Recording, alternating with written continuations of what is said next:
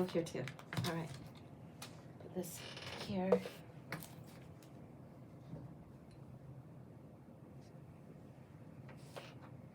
This is unusual.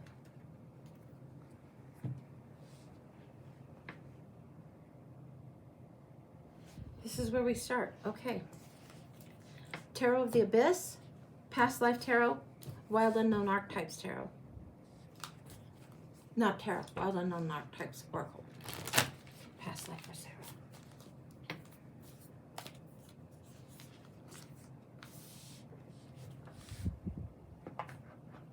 The Empty Room and the Comic.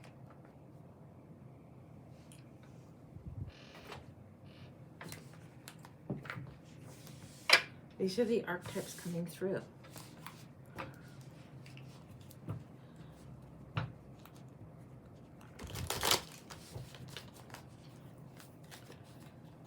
I don't think the room was so empty. It doesn't strike me as a jail cell. It strikes me as on a boat.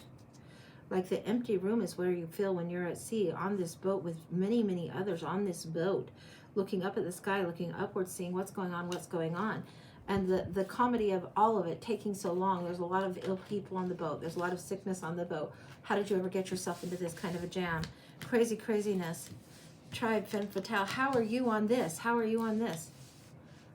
We're getting drown and water disaster. How are you on this? How are you on this? Water disaster at sea. This is beautiful, beautiful. Femme fatale, town beauty. This is tribe. You're on there with family. The empty room and the stars at night. Did you say Arquette? No. No. Archetype? Sure. Don't interrupt me again. I want to know what this is. Because everybody here is lost at sea or drowned, and we all, of course, lately would go to Titanic. I don't think it's Titanic, but I do think something happened. I do think there was something that happened, an accident, empty room, and the whole, this is accidental death off an island location. This is really, really craziness. What's the serendipity of finally being able to take the voyage? You lost somebody dear to you. You did not drown. Somebody dear to you did. What the heck? You are irritated with the universe in the vein of like, bring it on, go ahead, smite me, mighty smiter, that kind of energy. Like, go ahead, throw me over too. You're irritated that you took this journey with this loved one, ready to go to your new life, ready to go, and this drowning happens. What happens? Who does he go in after? I think you're there. I think your spouse, your husband, goes in after someone to help save the someone, and he doesn't make it. Neither of them make it. What cost is this? What nonsense is this going on? Why? You are feeling angry about the ripoff, angry about having to finally, like you had to be talked in to take this journey in the first place. If you would have said no, he'd still be with you, is what you think. If you would have stood your ground, held on, he would still be with there. You could be looking across over the ocean and you'd be fine. And he could want to go journey that way, fine. You guys could have been perfectly happy where you were. This is a lot of irritation. The empty room is not the empty room. It's what the loss is in your heart. It's what's been taken from you. What you lost on this travel. Goodness me. It's big. It's big. And it's not like you can even escape the damn ship. It's not like they can go in after the body. This is before the Panama Canal created. This is before, people would circumnavigate the globe. It would take forever. When they'd carry like trunks of big wardrobes of clothing on board with these ships. When you left the land that you were in, you left. And you were done, left. This is a trip to Australia. Wow. You didn't want to go there anyway. You did not want to go to that backwater, backwoods, stupid, ignorant country. You didn't want to go there. You had no desire to go there. And you think it's a cosmic joke. Fate would hand you this, the one you loved so dearly. And now you're stuck going forward on a journey you didn't want to go on. Period, point blank, you're irritated with it. You're the one trapped now. You might as well be at the bottom of the sea with him, but you're not contemplating going overboard yourself. That's not in your makeup or in your character. But you're damn well pissed off. The fates should deal you this. The fates should tell you this about the one you loved. Makes you beyond crabby. Ooh. Ooh, ooh, ooh. Oh. What's going on here? Who else is with you? He didn't even know the idiot that he went over. He didn't even know the person that he went over for. He dove into the water to help someone, and he didn't know them. This was in his nature, this good-natured heart, this good-natured person that you loved so much. You wouldn't have dove over. You wouldn't have jumped over a ship to save this fool from going over. And now you're left alone. I'm wondering if you have children with you or not. Let's take a look at that. Dun, dun, dun. No. No. All you have is the dead love of your life that's drowned, that nobody's going to retrieve. They can't retrieve. You can't go back. So great. You are really like he's whale food, shark food, whatever. You're very, very cranky about it. All you have is his stuff, his clothes, his books, all of his legacy, anything he ever wrote, anything he would have ever written about. Like that's going to help you. You were pursuing and going along with his dream, and now you're stuck. And you've got a good amount of time before you're going to get to this place. You're not in safe harbor yet. This journey is taking a lot out of your soul. And it's a venom in you running a little bit wild right now. I would be too. I'd be pissed too. It's like betrayal and heartache from the fates, from the very universe itself.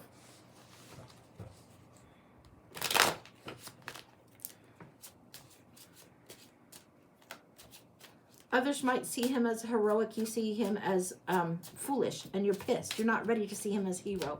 You are still quite angry because now you have to navigate all this on your own. You pretty much said bye to your family, bye to your friends. You and Jack, we're calling whatever. You and this man who you love, this Jack.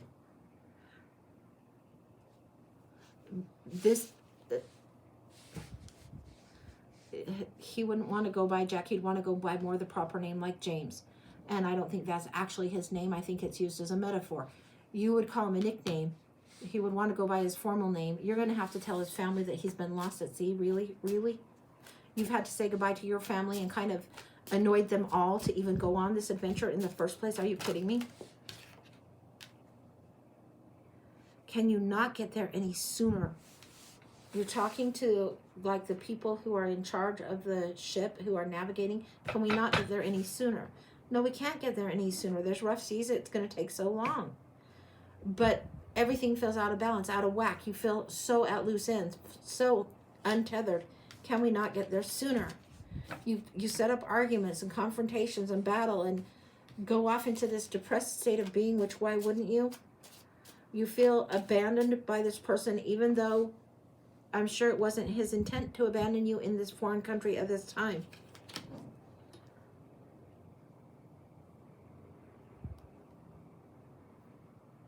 You're focusing, hyper-focusing. You've caught something like a firefly in the jar. You've caught something like the firefly in the jar. You've caught something. You're observing something. I don't think it's a little firefly. I think you're observing other people that are suffering on the boat. And finally, it's sinking into you that there's more going on than just your world. This feels like a month and a half. I don't know why it would be so long, but good Lord. It feels like a month and a half that you're seeing other people suffering, other things going on, and you're stuck to your own thoughts, your own devices for a while. It's like finally you get done yelling at the gods, yelling at the fates. Finally you're done cursing and mad and cranky. It's like you're spent. Your anger is spent. You look at his book again. You look at his notes again. What was it he was trying to take you to? You might as well see, since you're going to be stuck there, it's going to take you, who knows, fuck all how long if you decide to turn the other way. And you're not going to turn the other way and go back home and back to family because you feel like you've burnt bridges there. Even if you were to turn tail and go back to family, it would still take you so long to get there. You might as well follow his roadmap. Magician enters in. Energy of a chieftain entering in. It's like he is leading you to something else. This is coming up as him. This is coming up as him. Energy of the chieftain. Energy of the leader coming in, coming in. You don't know which way to go. You cannot show your face or reveal yourself. You cannot unmask anymore. You feel like you don't even know who you are anymore. The magician comes in. There's a healing in the heart. Finally, your ship has arrived. Look at this gorgeous Three of Wands. We never see it quite like that. Finally, you guys hit land, or whatever this space and place in Australia. Where do we go from here? We're out of that deck now. Okay.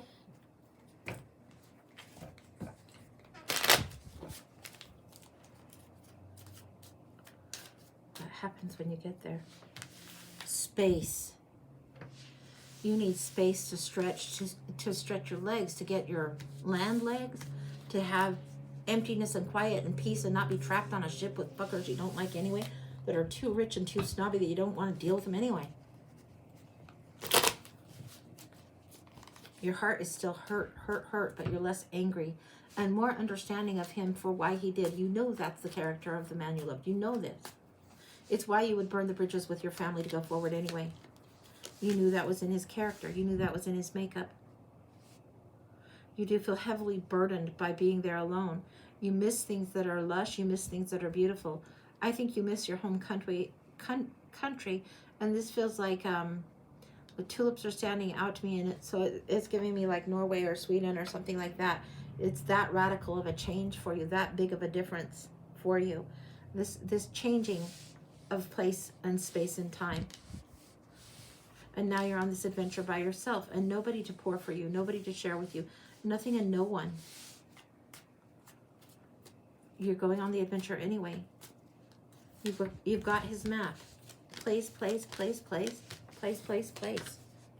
What is this giving me?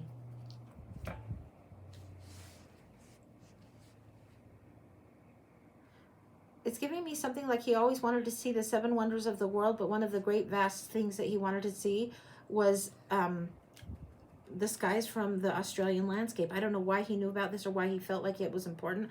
I have no idea, but this is what he's given me. You wanted to take you across the lands. You're needing to have money for a horse ride. You're needing to have a guide. You're needing to be able to travel. This is what you decide to do. You decide, okay, we're going to do this. We're going to do this, journeyman. We're going to do this. You start from one side of the continent and go this way. And it's a big, big continent. The ship has finally arrived and you're finally stepping out. You're finally calming down. You're finally being still with what this adventure will be. You need a protector. You need somebody that will go with you because of your gender in that time, in this space. You need someone to go with you. It's going to be costly. It's going to come dear. What does he have that is even of value? It's not like you quite know. You're going to have to consult someone.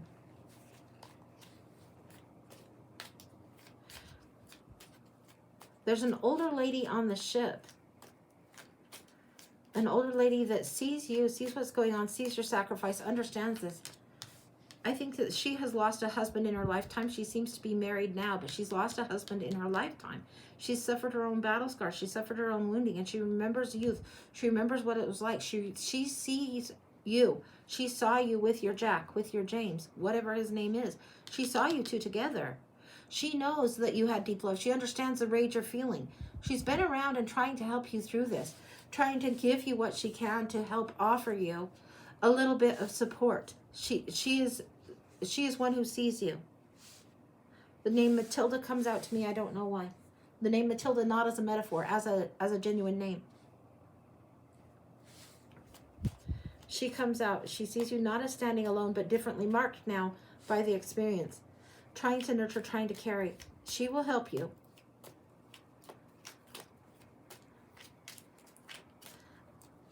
And there's I don't know if it's an Edmund and an Edward. I'm getting Matilda and Ed. I'm getting that as this older couple that's coming through that are trying to look out for you to help you get a guide so you're not going to get screwed in this new place. I don't know why they're helping you.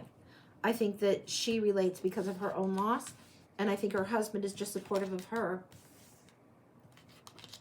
very, very differently than what you thought this plan and this journey would be. They become family to you. They're more than just helpful because of what's happened. There's a bond forged now. They become helpful to you. They want you to have your adventure. They will help with this. They will act as chaperones and guardians, but they can't act as protectors because of their advanced age.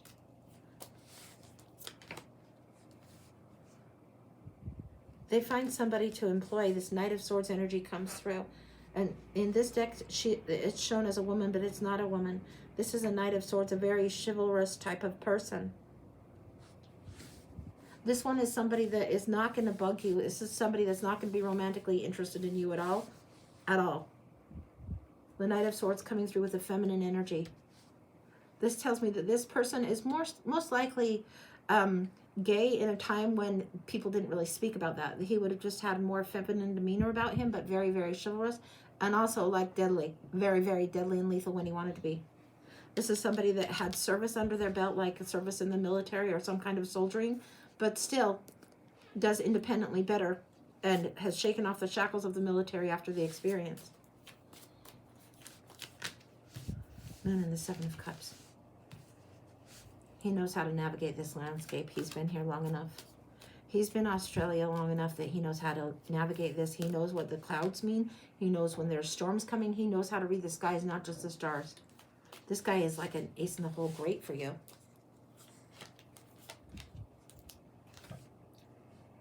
He becomes a strong companion to you, like a best friend. Really, really helps you have strength. He also becomes family to you. You have the strangest family here. Strangest family. You go away from the cities. You don't want to deal with too many people. You end up staying in Australia. You don't want to stay with too many people in the cities. You want to explore, but I get the impression that you guys settle down. You settle down with this money on this ranch in this weird land. You become part of the land itself. You keep to yourself. Not quite swamp witch, but you keep to yourself pretty good. There's some sort of music that you take up. I don't know what that's about or why. You take up some sort of music gift. And it's not a piano. I think it's a violin or a fiddle or some kind of stringed instrument like that.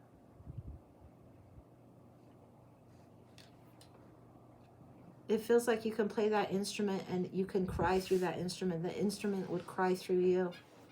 Beautiful. Anything else?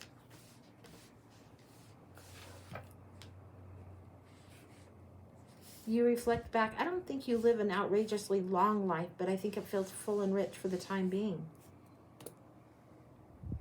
I think you're fairly independent. You do have times where you enjoy things and enjoy life, but you miss him. You miss him. I think you leave whatever you would have left had you and your Jack, your James, whoever he is. If you had kids, you leave this to your guardian, to the protector, to this Knight of Swords person. You leave it to him. Here he comes through. This is him. This is him. This is you and him. You leave it to him. You leave the worldly goods to him. The older couple certainly doesn't need it. But between the four of you, you are family. You look out for each other. You understand the loss, and you understand that you will be connected again. You go to some kind of person that is more native to the land, and this is what helps you get through the grieving. There's a process to it, multiple steps to it, but you do get through it.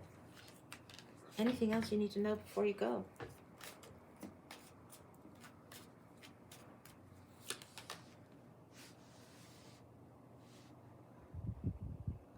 The instrument you play is like a bird song for others, and it cries and it speaks of grief. It speaks to the loss, but not to the anger so much. It helps you mourn. It helps you mourn the loss. It helps you come to peace with it. When you finally come to peace with it, it's like after you're done raging at the unfairness, you finally get to step through to the other side. And it doesn't seem short-lived. It doesn't seem short-changed. It seems like this was a lesson. And then you get to step through to the other side. That's where you go. That's complete. This is you at the completion of it. You made your moves. You did all the plays that you needed to play. You did all the learning, all the experiences. You had the adventures you were supposed to have with him. Without him, your life was quite full. Big time missing him. Definite reconnection with him. This was big. Yeah, that's complete. Can't believe this happened in more than one life. This is a tragically beautiful, beautiful, tragic, wonderful, wonderful, wonderful, but tricky to manage. Yeah, we'll have lessons. If we need the lesson again, we'll get the lesson until we learn it correctly. This one, it might have been the anger needed to be worked really well and truly through. Should I do a love reading now? I'd let the information sit. I would let the information sit for a bit. If you want to do a love reading, we can look at a love reading. We can see how this would be. I don't know how this translates to what's going on with you now. I don't know. I never know what these cards are going to pull forward or where it's going to take. But this is what's happened. Yeah, not mad this time. Miss him. Oh my goodness. Yeah. If this has happened, has this, does this resonate and make sense with what your current life is, like in this earth life that you're experiencing now? Or has this happened in more past lives is what you're referencing? Because this feels like it's happened in more past lives.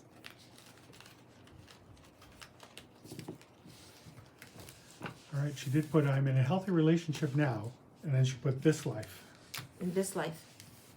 So you were widowed in this life, or you lost somebody quite dear to you in that kind of a way, in a significant way, in this life. Let's explore a little bit. 3 years ago, I lost my love. Let's explore a little bit of the love relationship here, just in the now. Okay? Okay. So we'll do it a little bit. And I don't know if you quit recording or not, and whatever you Still want to recording. do is fine. Let's see what we see, because that is wild. And I can believe it happens this way because I've seen it so often. But let's see what's going on in the current for you. Elemental wisdom. What do you need to know about love life going forward for Sarah? Or that's pertinent? What do you need to know about love life that's pertinent for Sarah? That's the question.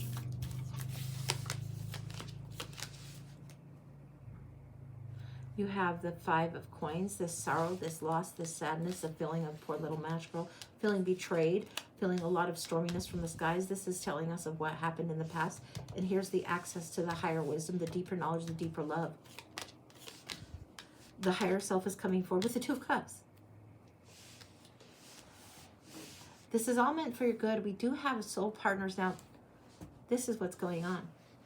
I've seen this before where we have what we think of as the love of our life. And in our current culture, we think the love of our life is one person forever and ever, amen. There is patterns that I've seen in the past where soul family comes through, and there might be your James or Jack in this life, and then, I don't know, Bill in this next life. And then the next life is James and Jack, and the next life is Bill. And it goes back and forth, back and forth, back and forth. It's this contract that expands beyond 2. And so it feels as though that there will be times, like in this lifetime, you have lost someone who is the James or Jack. That's who you've lost. But you have the Bill now. You have the Bill now. Your higher self is here for Bill. It's not like you can only have one soul as a soulmate. We have many soulmates, many soul family, many as part of our soul tribe. In this life, you're meant to be here where you are in the now. Don't grieve forever this loss. No, go forward with the love that you have now. I let my trauma run me sometimes. Yeah, don't let it run you. Understand that the universe is trying to teach all of you. You all are very, very tightly interwoven, tightly interconnected. There's a preparation and a timing on this. It's divine timing coming through. The Knight of Coins, the loyalty, the Queen's emissary, the one that goes where there's value, the one that understands this and is patient through things. Really, really prepared. Really prepared. He's there to help lift the burden, to make the burden less, to help things go a little bit more smoothly for you, to stand strong. Again, I'm getting shades. The Bill who is here. Remember in the past, in this one, where we had that Knight of Swords come through, and it was somebody that was your protector and your guardian? This very much could be a character, if not him, very, very like him, that's meant to be here totally to help ease the burden, to lift the load, to help you find your value and get restored again. I've known my partner for 20 years, but been together one. So often it does feel fainted. Yeah, yeah. No, you're here to pick it up again. Look at how these cards are showing as well. You're here now with the one that in this life would have come through as the protector. And whether you come through as gay or straight, life after life, it doesn't even matter. The essence of your soul, who cares? Gender is fluid. Some lives you're a man, some lives you're a woman. It's irrelevant. The soul will meet up with the other soul that it needs to meet up, and the other soul family that it needs to meet up. But look at you guys. Look at you guys. Standing very, very strong. Very, very soul tribe, soul family energy. Very big connection. The protector is here. The queen is here. The queen is here. The love life that you are on right now, the partner that you are with right now is totally intended for you right now and totally there to help you, to not let you be stuck in grief, not let you be stuck in the past. It may be that if you are able to move past and through this grieving in this particular lifetime, that this cycle doesn't repeat again. This is something that has happened that I see sometimes with these past lives. I had been told we are twin flames. I feel this deeply. Yeah, well, I don't mean to short circuit anybody out there, but it's not like human beings only have twins. Sometimes we have triplets. I think there's more going on to this than you know, and there's other companions. There is a grouping. There is a grouping that is very, very deeply connected. You know, like in the times of the Civil War, it would be like somebody would marry and then their husband would die, and so the brother would come in and marry the wife to help the wife because the wife would have no rights or anything like that. Sometimes there's these ways through history that it goes, and we have this understanding of it through our modern lens that doesn't go beyond that. But this is bigger than just twin flames. This is bigger than that. There's a vibrational group that is affixed, committed, deeply committed to help each of you level up and through. It's established. Even the Hierophant comes through, and there's one person that is the Pope, one person that is slightly more authority, slightly more advanced in the learning, and then the two that finally get the keys and come through, and it's a trio again. There's something about the trio that is solid, and it's as solid and true as a twin flame thing would be, because the commitment is to the lessons and to the soul growth.